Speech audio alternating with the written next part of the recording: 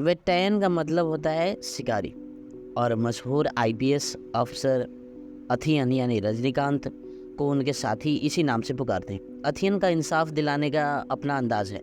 वह अनकाउंटर में अपराधियों को मारते हैं और इसे यही न्याय मानते हैं। लेकिन अथियन के खून से सने हाथ तब कांप जाते हैं जब पता चलता है कि उन्होंने गलती से एक निर्दोष को अनकाउंटर में मार दिया।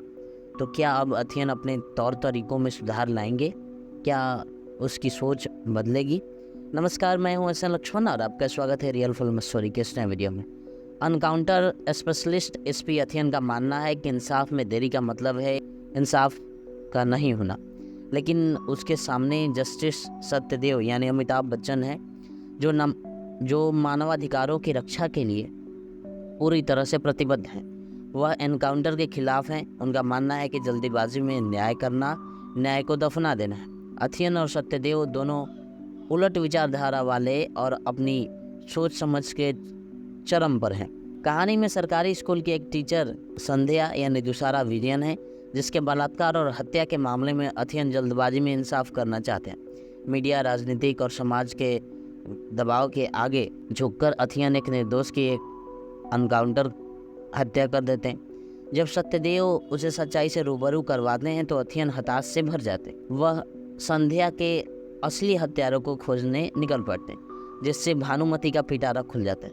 एक के बाद एक नए खुलासे होते हैं। लेकिन क्या अब अथियन फिर से अपनी बंदूक का इस्तेमाल करेंगे या अपनी भूल से कोई सीख लेंगे? यह जानने के लिए आपको फिल्म देखनी होगी। कमर्शियल फिल्मों में पुलिस की कहानी में अक्सर खूब दिखावा होता है। कहानी का हीरो बिना देखे गोली चला सकता है और हर बार उसका निशाना सही लगता है। वह जब पुलिस की गाड़ी से उतरता है तो एक अलग ही स्वैग दिखता है।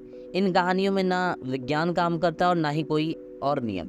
रजनीकांत के साथ डायरेक्टर टीजे ज्ञानवेल की इस फिल्म में भी यह सब कुछ है, लेकिन इसके साथ ही बहुत कुछ अलग भी है। वेटेरन में सिर्फ अनकाउंटर वाली हत्याएं ही नहीं हैं। फिल्म इस पर बहस की भी मांग बताती है कि कैसे इन एनकाउंटर्स में सिर्फ गरीबों को निशाना बनाया जाता है। अमीरों को कभी गोलियों का सामना नहीं करना पड़ता। यह फिल्म एजुकेशन सिस्टम की खामियों पर भी सवाल उठाती है। ज्ञानवेल की पिछली फिल्म जय भीम एक गंभीर विषय पर आधारित थी। इस फिल्म ने हर किसी को झकझोर दिया था। अब वेटेरन में ज्ञानवेल एक दिलचस्प सोशल ड्रामा लेकर आए हैं। लेकिन समस्या ये है कि रजनीकांत के स्टारडम के कारण यह कहानी दबी रह गई है। फिल्म का पहला 30 मिनट रजनीकांत और उनके फैंस को समर्पित है, लेकिन फिर यह एक तेज तर्रार खोजी थ्रिलर में बदल जाती है। एक इंट्रो फाइट, एक डांस नंबर और तेज नरेशन के साथ कहानी पहले हाफ को चुस्त दुरुस्त रहती है। यहाँ तक कि इंटरवल तक आते आते यह एक दमदार मुकाम तक पहुँचती, लेकिन इसका सेकेंड हाफ चमक को बढ़ाने की बजाय कम करने लगता है। फिल्म में आगे जहाँ रोमांच और बढ़ना चाहिए वह उपदेशात्मक होने लगती है और लंबी भी लगने लगती है।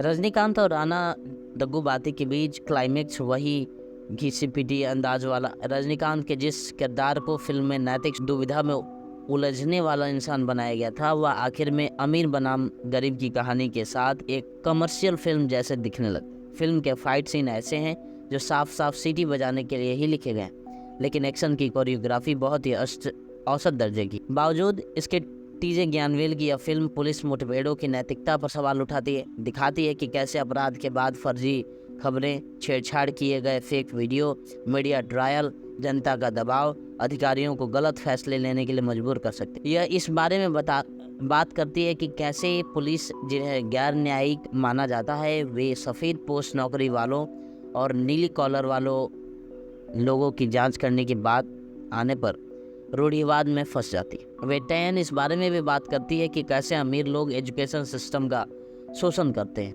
रजनीकांत हमेशा की तरह पूरे स्वैग और भारी भरकम अंदाज में, उनका सुपर स्टारडम ऐसा है कि फिल्म में बाकी सभी किरदार कैमियो की तरह लगते हैं। इसके बावजूद फहाद फाजिल ने पैट्रिक और बैट्रिक के किरदार में दिल जीता है। वह एक चतुर चोर हैं जिसे अथियन ने तकनीकी चीज़ों में मदद करने के लिए काम पर रखा है।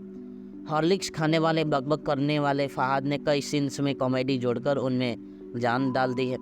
फिल्म में अमिताभ बच्चन की मौजूदगी बहुत ही बढ़िया है, लेकिन वो सीन्स जहां अमिताभ और रजनीकांत आमने सामने आते हैं बहुत दमदार नहीं बने। उनके बीच डायलॉग और बेहतर हो सकते थे। मंजू वॉरियर ने रजनीकांत की पत्नी का किरदार निभाया, जो एक यूट्यूब चैनल चलाती हैं।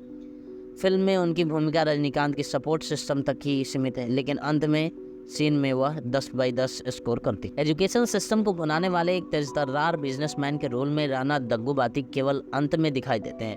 अनिरुद्ध का बैकग्राउंड स्कोर फिल्म को आगे बढ़ाता है। बैकग्राउंड म्यूजिक बढ़िया है, जिसके आगे गाने भी फीके पड़ जाते हैं। फिल्म के इमोशंस सीन्स में थोड़ी गहराई की ज़रूरत थी। डायरेक्टर टीजे ज्ञानवेल ने जय भीम के बाद विट्टयन के जरिए एक और सोशल ड्रामा पेश किया, लेकिन इस बार इसे चमक दमक वाली पोटली में लपेटा गया।